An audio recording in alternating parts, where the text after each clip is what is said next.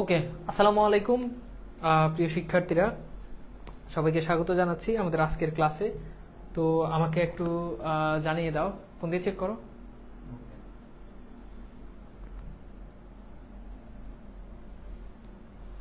ওকে, তো আমাকে একটু জানিয়ে দাও যে তোমরা সবকিছু দেখতে পাচ্ছ কিনা এবং সাউন্ডটা ক্লিয়ার আছে কিনা, সাউন্ড ঠিক আছে কিনা আমাকে এটা একটু জানাও। তাহলে শুরু করছি আমাদের আজকের ক্লাস।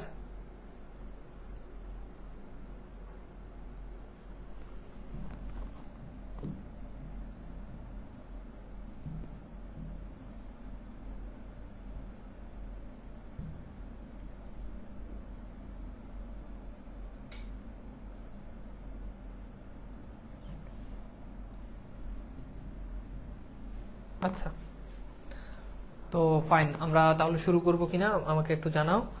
আমাদের সাউন্ডটা ঠিক আছে কিনা সেটা একটু ক্লিয়ারলি জানাও। জি, অল ক্লিয়ার, ওকে ফাইন। জি ঠিক আছে, সাউন্ড ঠিক আছে, ফাইন। তাহলে আমরা শুরু করি আমাদের আজকের ক্লাস। তো আজকের ক্লাসে আমরা মূলত পড়বো এই কবিতাটা, প্রতিদান কবিতাটা এবং হচ্ছে উপসর্গ, ছোট্ট একটা টপিক। এইটা নিয়ে আমরা আমাদের আজকের ক্লাসে হচ্ছে আলোচনা করব, ঠিক আছে?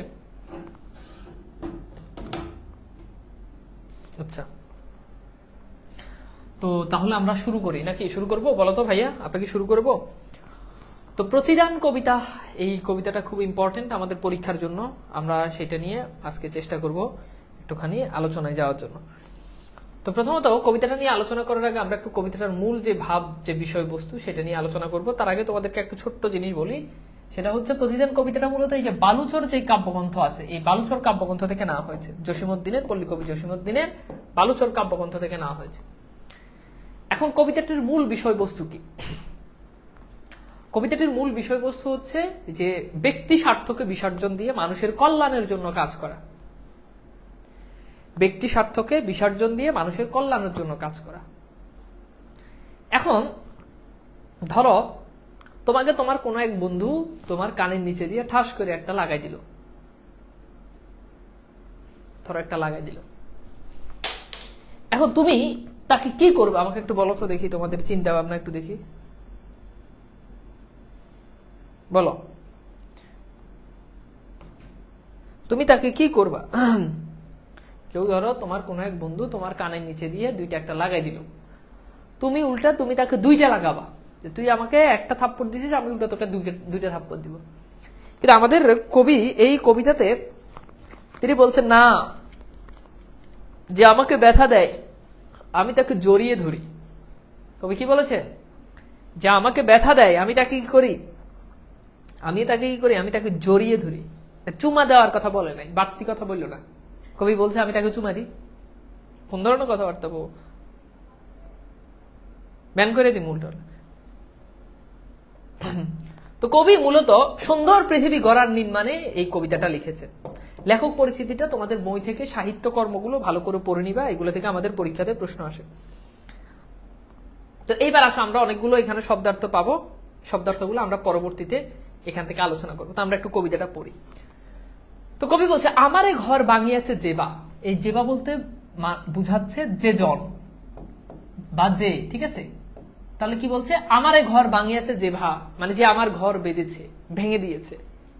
আমি বাঁধি তার ঘর, অথচ আমি তার ঘর কি করি? বেঁধে দিই। বাঁধি মানে কি? বেঁধে দেওয়া। আমি তার ঘর বেঁধে দিই মানে তৈরি করে দিই। আমি তার ঘর তৈরি করে দিই, তার ঘর আমি সাজিয়ে দিই। কেউ যদি তোমার ঘর ভাঙে তুমি তার ঘর ভেঙে ফেলবা না? কেউ বলছে না, আমি তার ঘর ভাঙবো না, আমি উল্টা তার ঘর বেঁধে দিব। আপন করিতে কাঁদিয়া বেড়াই যে মোরে করেছে পর। কেউ যদি আমাকে পর করে আমি তাকে আপন করার জন্য কেঁদে কেঁদে বেড়াই। তাহলে কবিকে কেউ যদি পর করে, কবি তাকে কি করে? আপন করার জন্য কেঁদে কেঁদে বেড়ায়। কথা বুঝছো? এখন এইটা তুমি আবার প্রেম প্রীতির ক্ষেত্রে গেলে এটা এই কবিতা কাজ করবে না। আমি কিন্তু আবার বলে দিচ্ছি, তুমি প্রেম করবা, মাইয়া তোমার রিজেক্ট করে দিছে, পর করে দিছে, আরেকজনের হাত ধরে চলে গেছে, তুমি তাকে আপন করার জন্য কেঁদে কেঁদে বেড়াবা। কবি কিন্তু সেই বিষয় বুঝাই নাই। সুতরাং উল্টা বুঝো না, উল্টা বুঝো না। এটা কোন প্রসঙ্গে, এটা কিন্তু আমি আবার বলছি, কবিতাটা পড়লে তুমি এটাকে প্রেমের ক্ষেত্রে গিয়ে অ্যাপ্লাই করবে না, তাহলে কিন্তু হিতের বিপরীত হবে। যে মোরে করলো পথের বিভাগী, যে আমাকে একেবারে পথের বিভাগী করেছে, পথে বসিয়ে দিয়েছে, যে আমাকে পথে নিয়ে গিয়েছে, আমার সবকিছু যার জন্য আমি হারিয়েছি, পথে পথে আমি ফিরি তার লাগে, পথে পথে আমি তার জন্য হাঁটতেছি, কোথায় আমি তাকে পাবো? তাহলে পথে পথে আমি ফিরি তার লাগে, আমি তার জন্য পথে পথে হাঁটতেছি, সে আমাকে পথে নামিয়ে দিয়েছে, আর আমি পথে পথে হাঁটতেছি, আমি কোথায় তাকে পাবো, কখন তাকে আপন করে নিব? দীঘল রজনী, এই দীঘল শব্দের অর্থ কি? দীর্ঘ। দীঘল মানে কি? দীর্ঘ। দীঘল রজনী, রজনী মানে কি? রাত। তাহলে দীর্ঘ রাত, দীঘল রজনী তার জাগি, ঘুম যে হেরেছে মোর। হেরেছে মানে কি? চলে গেছে, কেড়ে নিয়েছে, বুঝছো? চলে যাওয়াকে বুঝাচ্ছে। তাহলে দীর্ঘ রাত আমি তার জন্য জেগে থাকি, ঘুম যে হেরেছে মোর, আমার ঘুম কেড়ে নিয়েছে, আমার ঘুম, চোখ থেকে আমার ঘুম চলে গেছে। এখন আবার বলছি, এটা প্রেমের ক্ষেত্রে অ্যাপ্লাই করা যাবে না। প্রেমিকা তোমাকে ছেড়ে চলে গেছে, প্রেমিকা তোমার পকেটের সব টাকা খাইয়া, পিৎজা খাইয়া, বার্গার খাইয়া তোমার ফকির বানাই দিছে, আর তুমি ফকির হয়ে পথে পথে তার জন্য, প্রেমিকার জন্য ঘুরতেছে, এই কাজ করা যাবে না। দীঘল রজনী তার জন্য জাগতে পারবা? দীর্ঘ রাত তার জন্য জেগে, সে আমাকে ছেড়ে দিছে, আমি তার জন্য কি কান্না করতে করতে মরে যাচ্ছি, দীর্ঘ রাত আমার চোখ থেকে ঘুম চলে গেছে, এটা প্রেমিকার জন্য করলে হবে না। এটা কিন্তু প্রেমের ক্ষেত্রে না, এটা সুন্দর পৃথিবী মানুষের ক্ষেত্রে কবি প্রত্যেকটা জায়গায় মানুষের জন্য কবি স্যাক্রিফাইস করেছেন। কিন্তু ভালোবাসার মানুষ, ভালোবাসার মানুষ বলতে এখানে সেই প্রেমিকা না, কথা বুঝতে হবে, আগে আগে ক্লিয়ার। পরে আবার বললো না যে তানভীর ভাই বলছে দীঘল রজনী, যে আমাকে পর করেছে, আমি তার জন্য দীঘল রজনী জেগে আসি, এটা ভাইয়া পড়াইছে, ভাইয়া কিন্তু এটা পড়ায় না। এই জন্য আগে জিনিসটা ক্লিয়ার করে নিলাম, পরে আবার আমারে বাইরে দিও না, আমি কিন্তু বারবার জিনিসটা বলতেছি। আমারে ঘর ভাঙিয়েছে যে, বা আমি বাদী তার ঘর। কোন মেয়ের জন্য রাতে কান্না করা, রাত জাগা যাবে না। কোন মেয়ের জন্য চোখের পানি ফেলানো যাবে না। কোন মেয়ের জন্য চোখের পানি ফেলা যাবে না। কোন মেয়ের জন্য কষ্ট পাওয়া যাবে না। কোন মেয়ের জন্য নিজেকে কষ্ট দেওয়া যাবে না। মনে রাখবা, মেয়ের থেকে তুমি অনেক উপরে। একটা মেয়ে আজকে তুমি যাকে দেখে সুন্দর মনে করতেছো, যাকে তুমি দেখে, যার রূপ লাবণ্য দেখে তুমি তার প্রতি আসক্ত হয়ে গেছো, সেই মেয়ে 5 বছর 10 বছর পর তার এই সৌন্দর্য থাকবে না। থাকবে? থাকবে না। আজকে যার শরীর দেখে তুমি তার প্রেমে পড়ে গেছো, তুমি মুগ্ধ হয়ে গেছো, তুমি স্বপনে, শয়নে, সব জায়গায় তুমি খালি তাকে দেখো, সেই মেয়ে আজ থেকে কয়েক বছর গেলে তার রূপ লাবণ্য ক্ষণস্থায়ী ঝরে পড়ে যাবে। বাচ্চা হবে, সৌন্দর্য থাকবে না, নষ্ট হয়ে যাবে। বিয়ে হবে, সৌন্দর্য থাকবে না, নষ্ট হয়ে যাবে। বয়স হবে, সৌন্দর্য থাকবে না, নষ্ট হয়ে যাবে। কিন্তু তুমি পুরুষ মানুষ, তোমার সৌন্দর্য 50 বছরের আগে কমবে না। 50-60 বছর পর্যন্ত তোমার সৌন্দর্য কখনো কমবে না। 50-60 বছর আগ পর্যন্ত, 40-50 বছর পর্যন্ত তুমি একটা বস্তা উফরে ফেলতে পারবা, একটা ভারী বস্তা। কিন্তু অল্প কিছু বয়স হলে একটা মেয়ে সেটা পারে না। মনে রাখবা, মেয়ের থেকে সৃষ্টিগতভাবে পুরুষরা সুন্দর। মেয়ে ময়ূর, ময়ূর পুং ময়ূর, স্ত্রী ময়ূর। যে ময়ূরটা দেখবা খুব সুন্দর, ঢানা থাকে, ঝাপটা দেওয়া, ওইটা হচ্ছে পুরুষ ময়ূর। স্ত্রী ময়ূর যেটা, এটা ঝিমাই থাকে। যেই বাঘ দেখতে খুবই দেখবা যে সুন্দর, ওটা হচ্ছে বাঘ। আর বাঘিনী দেখতে এত সুন্দর না, ডোরা কাটা এরকম থাকে না। বাঘ দেখলে দেখবে যে একটা বাঘের মতো একটা ভাইব থাকে, কিন্তু বাঘিনীর মধ্যে সেই ভাইবটা থাকে না। সুতরাং পুরুষকে আল্লাহ তাআলা অন্যভাবে সৃষ্টি করেছেন। সেই পুরুষ যে হবে সবচেয়ে বলিষ্ঠ চরিত্রের অধিকারী, যেই পুরুষ যে সব জায়গা থেকে সবচেয়ে বেশি সুন্দর, সেই পুরুষ যদি কোনো নারীর জন্য কান্না করে, সেই পুরুষ যদি কোনো নারীর জন্য মন খারাপ করে, সেই পুরুষ যদি কোনো নারীর জন্য কাউকে কষ্ট দেয়, সে আসলে পুরুষ না, সে হচ্ছে নারী। কথা ঠিক না? ঠিক কি মোটিভেশন দিলাম, চিন্তা করতে পারতেছ? আমি তো নিজেই, যখন মোটিভেশনটা দিচ্ছি আমি নিজেই চিন্তা করতে, যে এই মোটিভেশনের দাম তো কোর্সের টাকা দিয়ে, যা দিয়ে কিনছে, এই মোটিভেশন পাই তো টাকা উসুল হয়ে গেছে। তো কথা কি ভুল বলছি? হ্যাঁ, ক্লাইন্ট বেশি বলছি, বেশি বলি না, যেটা আছে সেটা। কথা বুঝছো? আচ্ছা, এখন মেয়েরা বলবা, ভাইয়া মেয়েরা কি সুন্দর না? সুন্দর, সুন্দর। এটা ছেলেরা যাতে বিপথে না যায় সেজন্য একটু মোটিভেশন দিলাম। মেয়েরা মন খারাপ করি না, তোমাদেরকে অন্যভাবে আমি পোষাই দিব। আচ্ছা, ঠিক আছে, এবার আসো আমরা এরপরে যাই। তাহলে এই লাইনের অর্থ আমরা বুঝতে পারছি। আমার এই কুল ভাঙিয়েছে যে, বা আমি তার কুল বাঁধি। যে আমার কুল, কুল মানে কি? কিনারা। কুল মানে কি? কিনারা। একেবারে সর্বস্ব যে আমাকে হারিয়ে নিঃস্ব করে দিয়েছে, আমি বাদী তার কুল। আমি তার জন্য কি করি? আমি তার জন্য কি করি? কুল বেঁধে দিই। জেগেছে বুকেতে আঘাত হানিয়া, আমি জেগেছে বুকেতে আঘাত হানিয়া তার লাগে আমি কাঁদি। কবি বলছে যে আমার বুকে আঘাত দিয়ে গেছে, কষ্ট দিয়ে আমার বুকে কষ্ট দিয়ে যে চলে গেছে, আমি তার জন্য কান্না করি। কেন কান্না করি? তাকে আপন করার জন্য আমি তার জন্য কান্না করি। যে মরে দিয়েছে বিষে ভরা বান, যে মরে দিয়েছে বিষে ভরা বান, বান মানে কি? তীর। যে আমাকে বিষযুক্ত তীর নিক্ষেপ করেছে, যে আমাকে তীর নিক্ষেপ করেছে, আমি দিই তারে বুক ভরা গান, আমি তাকে বুক ভরা গান দিই। এই বুক ভরা গান মানে কি? মানে বুক সব ভরে দিয়ে গান দিই এরকম না।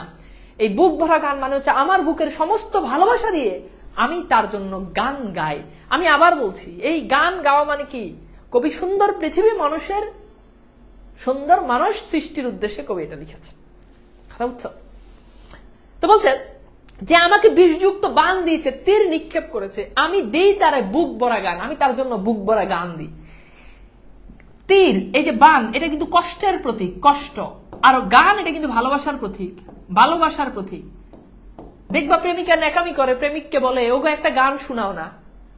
তো এটা ন্যাকামি, কিন্তু এটার ভিতরে একটা ভালোবাসা আছে। প্রিয় মানুষের কাঁধে শুয়ে গান শোনা, এটা কার না ইচ্ছা, তাই না?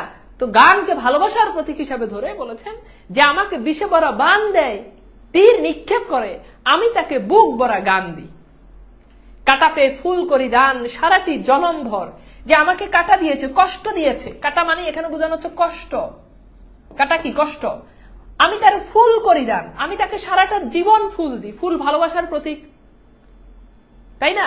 ফুল ভালোবাসার প্রতীক না? ফুল কি সবাইকে দেয় না? ফুল কিছু নির্দিষ্ট মানুষ, কিছু স্পেসিফিক মানুষকে ফুল দেয়। কাটা পেয়ে ফুল করি দান সারাটি জনমভর। যখনই আমি তার কাছ থেকে, আমি কাটা পেয়েছি, সারাটা জীবন আমি তার কাছে কষ্ট পেয়েছি, কিন্তু আমি তাকে সারাটা জীবন কি করি? ফুল করি দান।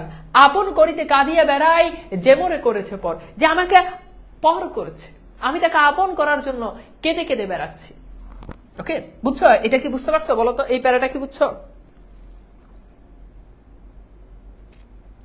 এই প্যারাটা কি বুঝতে পেরেছো? বলো তো ভাইয়া। ঠিক আছে, বুঝছো? শরম লাগতেছে, আব্বু আম্মু পাশে আছে। ওমা, শরম লাগলে হবে? হ্যাঁ, এটা নাম কি রে? শরম লাগে? আমি তো বাস্তব কথা বলতেছি। তোমার আব্বু আম্মু এই বাস্তব কথা জানে, ঠিক আছে? আন্টি, আপনারা যেটা বাস্তব কথা সেটাই আমি বলতেছি। তোমার আব্বু আম্মু নিশ্চয়ই জানে আপনার মেয়ে যাতে ভালো পথে থাকে, সেজন্য আমি এইভাবে বাস্তবতাটা তুলে ধরতেছি, ঠিক আছে? এই কথাগুলো শুনেই তো অনেক আন্টিরা, আঙ্কেলরা আমার উপর ইয়ে থাকে, কি এটাকে কি বলা যায়, মানে আমার উপর কি সুনজর থাকে। কারণ এই ছেলে দেখেছে খালি পড়ায়, আপনি পড়ার মাঝখানে মাঝখানে এই যে ছেলে মেয়েদেরকে যে এভাবে মোটিভেট করে, সত্যের পথে নিয়ে আসে, এটা কয়জন করে? এই জন্য অনেক আন্টিরা আমাকে কল দেয়, অনেক আঙ্কেলরা আমাকে কল দেয় যে বাবা, তোমার মতো একটা ছেলে, তোমার মতো একটা শিক্ষক এই যুগে খুবই দরকার, বুঝছো? এটা অনেক আঙ্কেল আন্টিরা আমাকে বলে। আচ্ছা, এবার আসো আমরা একটু দেখি। মোর বুকে যে বা কবর বেঁধেছে। কবর মানে কি? কবর বলতে এখানে বোঝানো হচ্ছে দুঃখ, ঠিক আছে? মোর বুকে যে বা কবর বেঁধেছে, যে আমার বুকে কষ্ট, কবর বেঁধেছে। কবর দেখলে মানুষ কান্না করে না? মানুষের মনে ভালো লাগে কাজ করে না ব্যথা বেদনা কাজ করে? সেটা আমি দিই তারে, আমি তার বুক ভরি, অর্থাৎ আমি তার বুকটাকে ভরে দিই। কি দিয়ে ভরে দিই? রঙিন ফুলের সোহাগ। সোহাগ বলতে এখানে বোঝানো হচ্ছে ভালোবাসা, ভালোবাসা। বলছে রঙিন ফুলের সোহাগ জড়ানো ফুল মালঞ্চ ধরি। যে আমার বুকে কবর দুঃখ দিয়েছে, কবর গেঁথেছে, আমি তার জন্য রঙিন ফুলের সোহাগ জড়ানো ফুল মালঞ্চ ধরি। মালঞ্চ মানে হচ্ছে বাগান। বলতেছে যে আমি তার জন্য পুরো ফুলের বাগান ধরি। বলতো, প্রেমিক যদি প্রেমিকাকে যদি ভালোবাসা নিবেদন করে, তো সাধারণত একটা ফুল দেয়, একটা ফুল দেয়।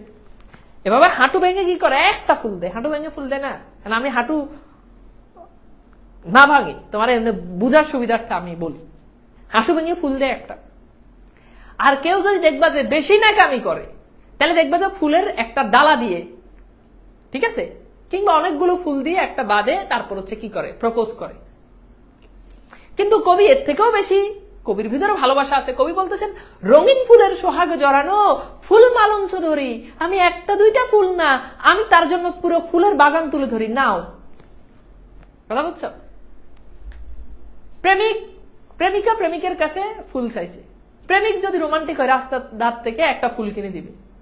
কিন্তু প্রেমিক যদি আমার মত অনেক বেশি রোমান্টিক হয়, তাহলে প্রেমিক তাকে শাহবাগে ফুলের দোকানে নিয়ে বলবে, তোমার যা ইচ্ছে তুমি তত ফুল নাও। আর কবি বলতেছে, কবি এরকম বলতে যে আমি তার জন্য ফুলের মালঞ্চ ধরি, আমি ফুলের বাগান ধরি, তোমার যা খুশি তুমি নাও। ঠিক আছে? যে মুখে কহে সে নিঠুরিয়া বাণী, নিঠুরিয়া মানে নিষ্ঠুর, বাণী মানে কথা, মানে এখানে বুঝাচ্ছে কটু কথা। কটু কথা, এই কথা বলে না। ঠিক আছে? তো বলছে যে মুখে কহে সে নিঠুরিয়া বাণী, যে মুখ দিয়ে সে নিষ্ঠুর বাণী বলে, কটু কথা বলে, খারাপ কথা বলে, গালমন্দ করে, আমি লয়খানি তার মুখখানি, কত ঠাই হতে কত কি জানি, সাজাই নিরন্তর। আমি কত জায়গা থেকে কত কিছু এনে আমি তার মুখটাকে সাজাই, সে যাতে কটু কথা না বলে। আপন করিতে কাঁদিয়ে বেড়াই যে মোরে করেছে পর। আবার বলতেছে, আপন করিতে কাঁদিয়ে বেড়াই যে আমাকে পর করেছে। বুঝতে পেরেছো ভাইয়া? বলো তো এই প্যারাটা কি বুঝছো?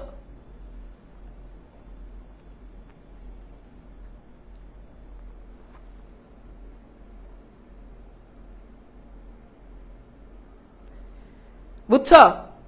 দেখ এখন কিন্তু গণহারে ব্যান করবো রে।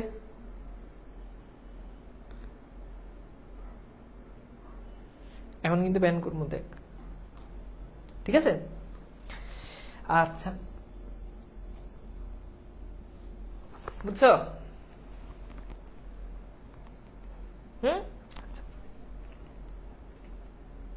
আচ্ছা, তো এখানে মোটামুটি আমরা পড়লাম। এবার চল আমরা একটু কোশ্চেন সলভ করি। জসিমউদ্দিন কত খ্রিস্টাব্দে জন্মগ্রহণ করেছে? লেখক পরিচিতি প্রশ্ন আসছে। জসিমউদ্দিন বিশ্ববিদ্যালয়ে ডিগ্রি প্রদান করেন। আচ্ছা, লেখক পরিচিতিটা তোমরা একটু পড়ে নিও। এবার দেখো, ঢাকা বোর্ড 2024, গাহি সাম্যের গান, মানুষের চেয়ে বড় কিছু নাই, হ্যাঁ নহে কিছু মহিয়ান। মানে গাহি, আমি সাম্যের গান গাই। সাম্য মানে কি? সমতার গান গাই। মানুষের চেয়ে বড় কিছু নাই, মানে মানুষের দুনিয়া সবচেয়ে বড়। নহে কিছু মহিয়ান, অর্থাৎ মানুষের থেকে মহিয়ান, মহৎ, মহান আর কিছু নেই। উদ্দীপকের প্রতিদান কবিতার কোন ভাবটি ধারণ করেছে? প্রতিবাদ ধারণ করেছে, হিংসা বিদ্বেষপূর্ণ মনোভাব, জাগরণ চিন্তা, সাম্যবাদ। বলো তো কোনটা ধারণ করছে? বলো।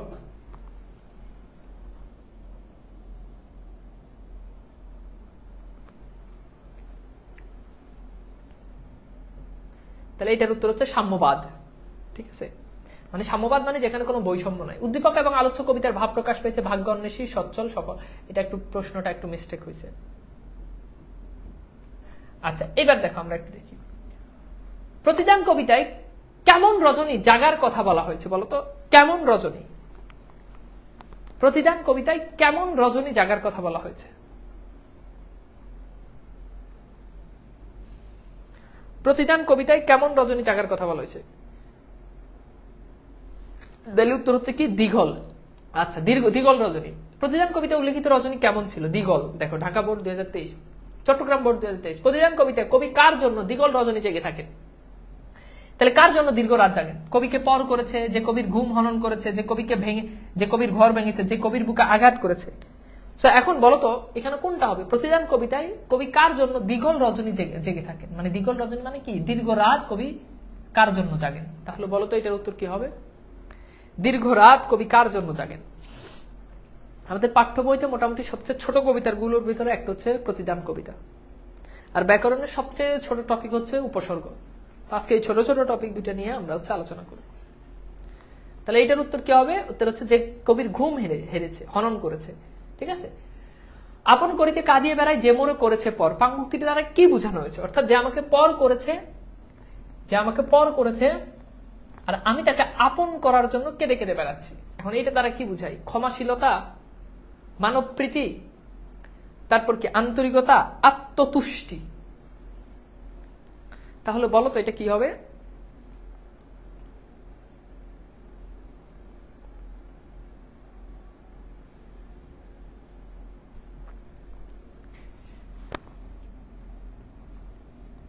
তাহলে এটার উত্তর কি হবে? মানব প্রীতি। আচ্ছা, ঠিক আছে। তো এখন এটার উত্তর অনেকেই করবা যে ক, অনেকে এটার উত্তর করবা ক। এখন আমরা একটু লাইনটা একটু বুঝি। বলছে আপন করিতে কাঁদিয়া বেড়াই যে মোরে করেছে পর, অর্থাৎ যে আমাকে পর করেছে আমি তাকে ক্ষমা করে দিছি, এরকম কিছু বুঝায় না। তো এটা দ্বারা বুঝায় মানব প্রীতি, অর্থাৎ মানুষের প্রতি ভালোবাসা। মানুষের প্রতি ভালোবাসা থেকেই পর করে দেওয়ার পর তাকে আপন করে নিয়েছে। কাটা পেয়ে ফুল করি দান, চরণটি দ্বারা কি বোঝানো হয়েছে? মানে তার কাছ থেকে আমি কাটা পেয়েছি এবং তারপরেও আমি তাকে ফুল দান করতেছি। এখন এটা তারা কি কৃতজ্ঞতা বুঝায়, কৃতজ্ঞতা বুঝায়, অপচিকিৎসা বুঝায়, পরার্থপরতা বুঝায়? এটাও মানে ইজি কোশ্চেন। এই কোশ্চেনটা একটু সলভ করো, দেখো পারো কিনা। কাটা পেয়ে ফুল করি দান সারাটি জনম্বর, ঠিক আছে? তো এখানে বলো তো এটা কি হবে? আচ্ছা, ভেরি গুড, এটার উত্তর পারবা। এটার উত্তর হচ্ছে পরার্থপরতা। কৃতজ্ঞতা তো হবেই না, কাটা দিছে তাকে ফুল দেওয়া, এটা কি কৃতজ্ঞতা? না। কৃতজ্ঞতা মানে হচ্ছে মানে উপকারের অপকার করা, ক্ষতি করা, এরকম কিছু বুঝে না। তার মানে উত্তর হচ্ছে পরার্থপরতা। পরার্থপরতা মানে কি? মানে পরের জন্য উৎসর্গ করা, পরের জন্য নিজেকে নিয়োজিত করা। আচ্ছা, কুমিল্লা বোর্ড 2024 এখানে বলছে প্রতিদান কবিতাটি কবি বিষভরা বানের পরিবর্তে কি দেন? মানে কেউ যদি কবিকে বিষভরা বান দেন, কোশ্চেনগুলো সলভ করে আমরা উপসর্গ শুরু করবো। তাহলে প্রতিদান কবিতায় বিষভরা বান, কেউ যদি কবিকে বিষভরা বান দেন তাহলে কবি বিনিময়ে কি করেন, মানে তাকে কি দেন? তাকে বুক ভরা গান দেন, তাকে ফুল মালঞ্চ ধরেন, তাহলে বুঝতে পারতেছ কবি তাকে বুক ভরা গান দেন। যে প্রতিদান কবিতায় বিষভরা গান বান দিলে কবি কি করেন? আচ্ছা, এরপর হচ্ছে প্রতিদান কবিতায় পথের বিভাগী হয়েছে।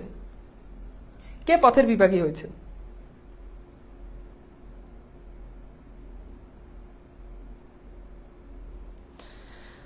আচ্ছা ভাই, অপচিকিৎসা মানে কি? অপচিকিৎসা মানে হচ্ছে অপকার করার ইচ্ছা, মানে ক্ষতি করার ইচ্ছা। ক্ষতি করার ইচ্ছাকেই বলো অপচিকিৎসা।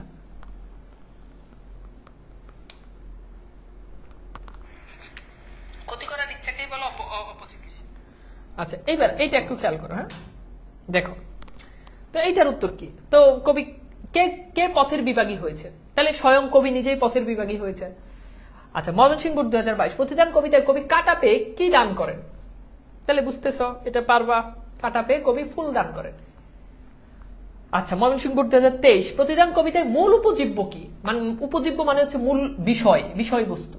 উপজীব্য মানে হচ্ছে বিষয়। তাহলে মূল উপজীব্য মানে কি? মূল বিষয় কি? তাহলে ক্ষমাশীলতা, উদারতা, পরার্থপরতা। তাহলে এখানে উত্তর হবে সবগুলোই। যে কবির মধ্যে আমরা দেখতে পাই উদারতা আছে, কবিকে কেউ কষ্ট দিলে কবিতা তাকে ক্ষমা করে দেন, ক্ষমাশীলতা আছে, পরার্থপরতা আছে, সবই আছে। এটার উত্তর হচ্ছে 1, 2, 3। প্রতিদিন কবিতাটি জসীমউদ্দিন কোন কাব্যগ্রন্থ থেকে সংকলন করা হয়েছে? এটা তো পারবা, বলো তো। এটা ক্লাসের একেবারে প্রথমেই বলছি না, পারবা এটা?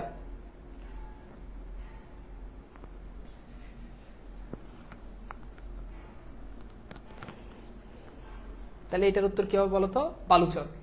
প্রতিদান কবিতায় কবি কোন চেতনার প্রকাশ করেছেন? উদারতা, ক্ষমাশীলতা, কর্ম নিপুণতা, প্রতিহিংসা। তাহলে কোন চেতনা বলো তো? কুমিল্লা বোর্ড 2023 আসছে, এটা একটু সলভ করো তো। কোন চেতনাটা প্রকাশিত হয়েছে?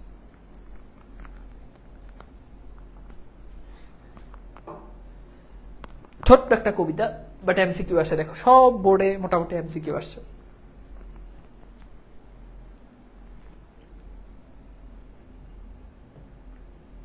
তাহলে এটার উত্তর কি হবে? কোন চেতনার প্রকাশ পেয়েছে? এটার উত্তর হবে ক্ষমাশীলতা। এই চেতনাটা, হ্যাঁ, ক্ষমাশীলতা হবে এটার উত্তর।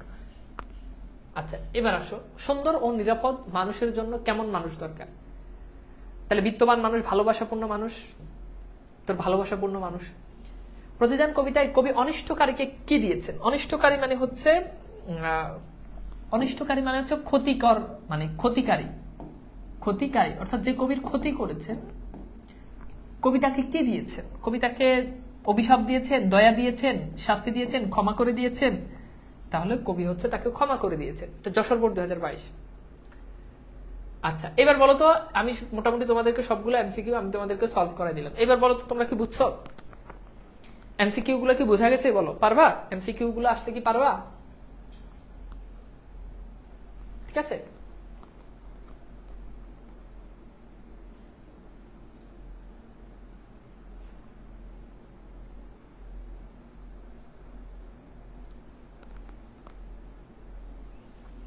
পারবা? বলো তো, সহজ না? ওকে, ভেরি গুড। এবার এবার চলো আমরা একটা কোশ্চেন সলভ করি, রাইট? আমরা একটা উদ্দীপক দেখি যে আসলে কি টাইপসের এখান থেকে উদ্দীপকের প্রশ্ন আসে, আমরা সেটা একটু বোঝার জন্য চেষ্টা করি। ঠিক আছে, ফাইন। এখন কথা বলে না, দেখো তো এখন অনুজের হস্ত ধরিয়া নিকটে বসাইয়া, হস্ত মানে হচ্ছে হাত, তো অনুজের হাত ধরে নিকটে মানে কাছে বসাই হাসান বলিতে লাগলেন, ভাই স্থির হও, আমি আমার বিষ দাতাকে চিনি। অর্থাৎ বিষ দাতাকে মানে এখানে বোঝানো হচ্ছে যে তাকে কষ্ট দিয়েছে, ক্ষতি করেছে। যা হোক ভাই, তাহার নাম আমি কখনোই মুখে আনিব না, তাহার প্রতি আমার রাগ হিংসা দেশ কিছুই নাই। ঈশ্বরের নামে শপথ করিয়া বলতেছি, আমার বিষ দাতার মুক্তির জন্য ঈশ্বরের নিকট প্রার্থনা করি। অর্থাৎ যে আমাকে কষ্ট দিয়েছে তার মুক্তির জন্য, তার কল্যাণের জন্য আমি কি করি, তাকে আমি প্রার্থনা করি। তো এখানে বলছে যে কবি কার কুল ভেঙে কুল বাঁধে দেন, মানে কুল বাঁধেন, যে কবির কুল ভেঙে দিয়েছেন কবি তার কুল বেঁধে দেন। ঠিক আছে, এরপর খ নম্বরে বলছে যে কাটাপে ফুল করি সারাটি জনম ভর, চরণটি ব্যাখ্যা করো। তাহলে এটা তো বুঝতে পারতেছেন, অর্থাৎ যে কবিকে কাটা দিয়েছে, কাটা বলতে এখানে বোঝানো হচ্ছে কষ্ট, অর্থাৎ যে কবিকে সারাটা জীবন কষ্ট দিয়েছে, কবি তাকে কষ্ট না দিয়ে কবি সারাটা জনম তাকে ফুল দান করেন। এখানে ফুল বলতে বোঝানো হচ্ছে ভালোবাসা, অর্থাৎ কবি তার কখনোই অকল্যাণ চান না। কবি কষ্ট পেলেও নিজে কষ্ট সহ্য করে যে কষ্ট দিয়েছে তার জন্য কবি সবসময় কল্যাণ কামনা করেন, এজন্য কবি তাকে ফুল দান করেন। শেষ। এরপর সি নাম্বার, উদ্দীপকে হাসানের কর্মকাণ্ডে প্রতিদান কবিতার কোন গুণাবলীটি প্রকাশ পেয়েছে? তাহলে কোন গুণাবলীটি প্রকাশ পেয়েছে বলতো?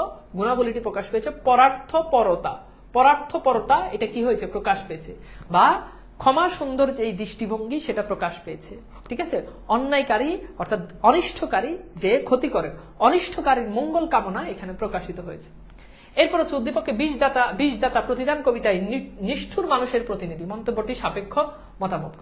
তাহলে বুঝতে পারতেছ যে উদ্দীপকে আমরা দেখতে পারি যে বিষদাতা যাকে বোঝানো হয়েছে সে মূলত নিষ্ঠুর মানুষদের প্রতিনিধিত্ব। আমরা দেখতে পাই আমাদের প্রতিদান কবিতাতে এক শ্রেণীর মানুষ রয়েছে যারা সব সময় কি করেন, অন্যের ক্ষতি করেন, যারা অন্যের কুল কিনারা ভেঙে দেন, যারা অন্যকে পথের বিভাগী করেন, যারা অন্যকে সারাটি জনম কি করেন, কাটা দেন।